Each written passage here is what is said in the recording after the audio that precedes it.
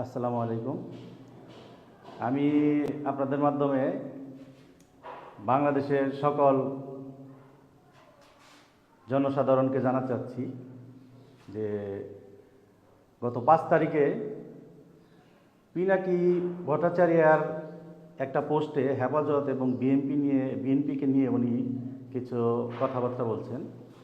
ওইখানে আশুলিয়ার শ্রীখন্ডী এলাকায় একটি মসজিদের ইমাম এবাদুল ইসলাম নামের লোকটি, উনি আমাদের বাংলাদেশের সাবেক প্রধানমন্ত্রী, গণতন্ত্রের মা বেগম খালেদা জিয়াকে নিয়ে এবং ইসলামকে নিয়ে উনি এমন একটা মন্তব্য করেছে এই পিনাকি ভট্টাচার্যার পোস্টে, যে ওইটা দেখে আমার হৃদয়ে রক্তক্ষরণ হয়েছে।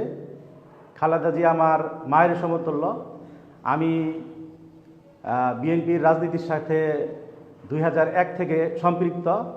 বর্তমানে আমি আশুলিয়া থানা ধামসন ইউনিয়ন যুবদলের 6 নং ওয়ার্ডের সদ্য সাবেক সিনিয়র সহসভাপতি। সেই হিসাবে আমি এটা দেখে আর সহ্য করতে পারিনি। আমি তৎক্ষণাৎ আশুলিয়া থানা অফিসার্স ইনচার্জ কামাল সাহেবের সাথে যোগাযোগ করি এই বিষয়ে, এবং আমাদের আশুলিয়ার সিনিয়র নেতা কর্মী আছে তাদের সাথে আলোচনা করে আমি তার বিরুদ্ধে একটা মামলা দায়ের করি। মামলা দায়ের করার পরে আশুলিয়া থানা পুলিশ তৎক্ষণাৎ মামলাটি আমলে নেওয়ার পরে ওনারা একদিনের ভিতরে ওই লোককে বরিশালের উজিরপুর থেকে গ্রেপ্তার করে আনে।